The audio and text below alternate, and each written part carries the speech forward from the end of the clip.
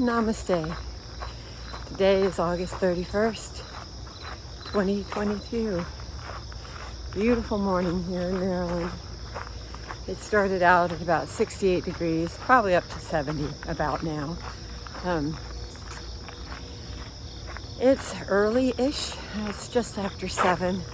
I didn't sleep well last night. I got up at 5:30. I usually try to stay in bed till 6, but I got up at 5:30. But I did treat myself, putting a little extra spice in my coffee. I guess I'm feeling a little bit of that pumpkin spice kind of feeling. Yes, I'm that person. I love pumpkin spice and everything fall. I get excited. This feeling, it makes me think, okay, it's August 31st. Tomorrow I can start bringing out my fall decorations.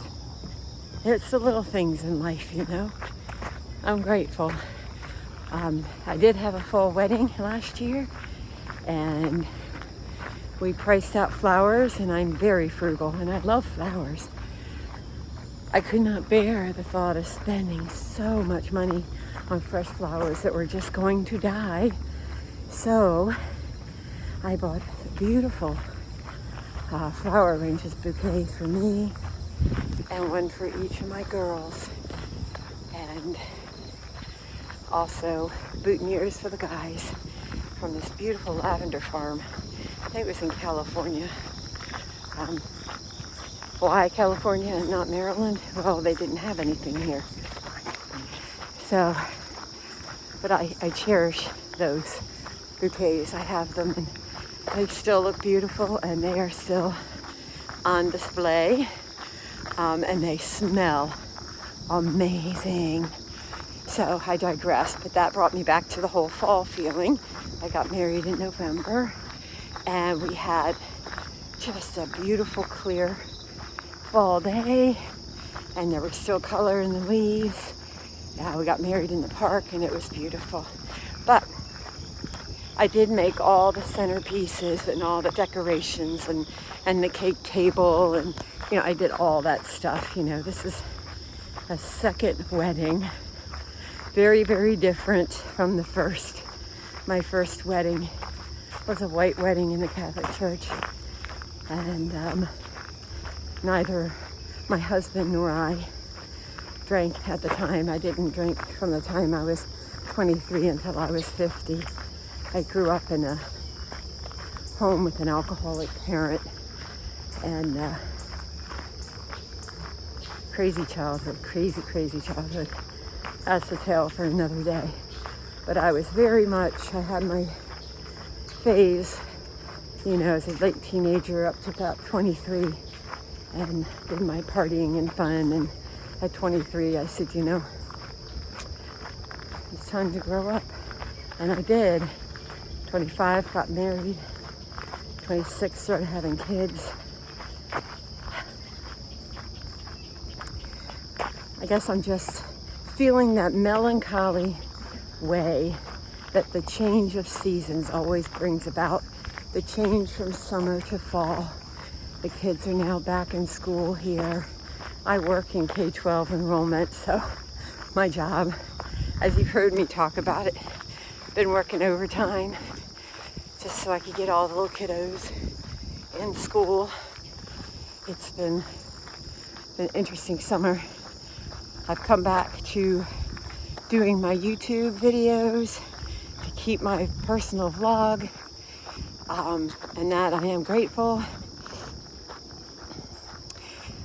I do revisit my vlogs sometimes, which is kind of the point, to find out where I was, where I am, my progress, my goals, all of these things, and it does help me tremendously. I guess it's my own form of video therapy, I guess. I also, as a sidebar to video therapy, it, interestingly enough, has been a huge help for me in my work life, because now that everybody, well, my job is 100% remote, and the majority of people that I deal with, my colleagues and other people, we're all working remote. And we communicate via, generally it's Microsoft Teams, my homeowners association board, we use Zoom. So suffice to say, I spend a lot of time on camera. And I'm obviously not one, there's somebody behind me. I'm obviously not one that wears a lot of makeup. Well, I don't wear any. And I don't dress for work anymore. So I think it's helped to desensitize me to my own video image, which has been helpful because I can feel comfortable and be candid in my meetings without obsessing over, oh my gosh, look at you, I prefer not to do that. So it does help me. So this is my video therapy. But these wonderful fall days made me think of my wedding and all of these things. And I know that the last video I posted was definitely a rant. I guess if I can find any redemption or rationalization, I can say at least I didn't have somebody ranting alongside of me so that we both got going. But unfortunately, I did dump that rant publicly.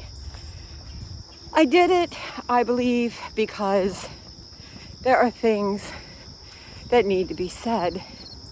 And,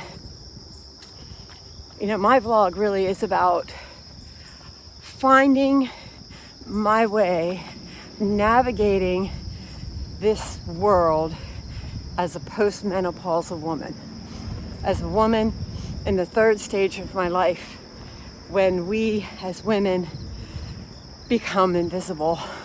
It's so true. We're no longer the lovely young maiden. We are still mothers, but we are not childbearing age any longer. We're now grandmothers. We're the wise old croons. Some would say hags. What a horrible word. I choose to be a wise woman. My wisdom is questionable and subjective. However, there is a learning curve that I do want to share. I just had to get across the street. School buses are out. So, I guess the wisdom this third stage goddess wants to share today is, you have to give yourself grace. Sometimes you slip. Sometimes you rant and actually film yourself and post it publicly. However, I'm very passionate about education, very passionate. It's not so much, let me clarify this, because this sometimes needs to be said when you start speaking about education. I personally have placed value on my personal path in education. I have ADHD. I guess I should say I have a lot of other issues. However, they were all unrecognized as I was a child, as I was going through the K-12 system. I fell through the cracks. Every year my teachers would say, "You're so smart, you have such potential, but you just don't do anything. I can't be bothered." I was the person that I went through school, I'd say the first 8 years, K through 8, where everything came very easy to me. Everything became very easy to me. Had some social hard knocks in middle school. Nothing I would consider overly traumatic or out of the ordinary. I think it was the normal growing pains. But schoolwork was never a thing. It was never an issue. I don't recall ever doing homework. I would just show up and I'd do just fine. I never had an issue. It was easy. You know, school for me was all you had to do was show up and you'd be okay because it was just easy for me. I'm grateful I had no issues with reading. I was always very strong in language arts. Math, I did struggle. I did not. The reason why I struggled is that I really did not want to have to memorize the times tables. I understood multiplication just fine, but I didn't want to have to memorize that damn chart. We would, this is back in the day. I don't know if they still do it, but we would do speed drills with multiplication. And I wasn't the quickest. So I had to take time. Teacher took me out of class and said, you've got to take time to memorize this times table. So I did, kinda, sorta. I still have to kind of visualize the multiplication in my head. I'm still not quick.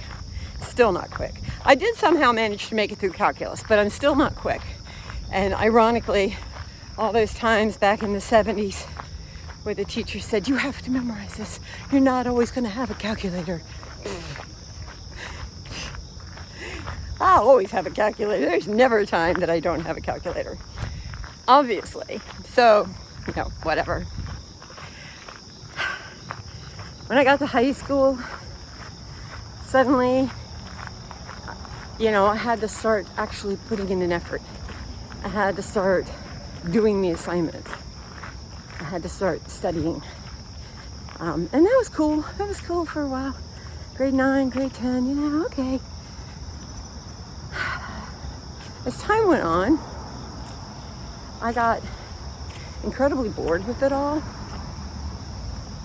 My ADHD is such that I'm disassociative. I'm not hyperactive, but I'm definitely disassociative. Is that the way you say disassociative? That's all you're going to get at me this morning, disassociative. But I would zone out. I had hyper focus on things that interested me. If they didn't interest me, then I just didn't do it. I left school early. As I was 16, I was allowed to do that. I signed myself out. I spent a couple of years reading all the old Gothic romances, all the Bronte sisters and Jane Austen, and moved to Dickens, and of course Poe as a young girl. Poe blew me away. I spent my time getting my hands on every classic I could get my hands on. And I would take my books and I would take a notebook and I would go down to the river and I would read and I would collect every type of flower, weed, leaf, and press it between the pages of the books. Sometimes I'd look it up. Sometimes I didn't. I just liked having it. I was smart enough that, I did look up certain things. I could recognize poisonous plants and such, but this is where my interest was. Got a job working in an herb farm. Loved it. And that's when I kind of fell off the rails after that. It was a lot of things that came up. This ADHD just caused an interesting pathway in my life. I did fall into a party mode, which is never a good thing, especially for the kid of an alcoholic. But by the time I was 23, that's when I said, okay, time to grow up, moved on, and got married, had 4 kids, and here I am. I know that now, when it comes back to me throwing down these rants, the reason is when I look at my life being, what is the word they use nowadays? Neuroatypical, something like that. Whatever. I never knew I was. I always thought I just had troubles. I always thought I was just less than because I didn't have the same focus and abilities that other people had. However, I did have some great hyper-focus moments. But one of the things that has been an underlier in my life is that there's no denying that absolutely everything we do is political. Everything. The cars we drive, the neighborhoods where we live, the restaurants that we patronize, the color of our hair as a woman over 50, that is a political statement. All of these things are just so political. So I do tend to follow politics, and I need to know what's going on. I do try to get involved. I'm not a great go-getter in that, but I do want to have a say, and I realize that in order to have a say, you often have to, you have to put in a little work, you have to put in a little time. I'm okay with that. So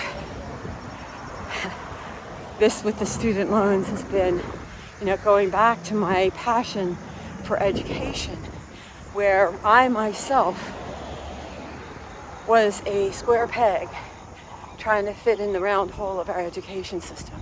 I never fit. Now that doesn't mean to say that I wasn't educated. I was educated. I was articulate, I could think. I read books about logic. I learned critical thinking. I didn't learn it in school, but I felt the need to learn it on my own. Possibly part of that was my father. I love my father dearly. He passed, unfortunately, in 2010. I still miss him. But he was an engineer, and he was a very smart man. And he did respect me and my differences. Although he didn't understand them, he did respect them. When I wanted to leave school, did he understand it? I think he did understand it a little bit more than he let on, but he allowed it. He didn't punish me for it. He didn't reprimand me for it. He didn't cut me off. He didn't kick me out. And I was able to pursue the education style that worked for me. So I do get very passionate about education. And of course, the disparity in this country, where people that don't have the support, don't have the financial support, don't have that pipeline, still deserve to be educated, whether that's a college education or whatever. So of course, when this came up about the financial aid relief, of course, I have to comment. I have rambled on too long. I will continue this later. I hope I made a little bit of sense. Please get outside today, take a walk. You can get out in a beautiful tree-like setting, or you can start in a tree-like setting and end up on a city road like I do. Whatever works for you, just get out and do it for your health, for your body, for your brain. Just do it. Peace.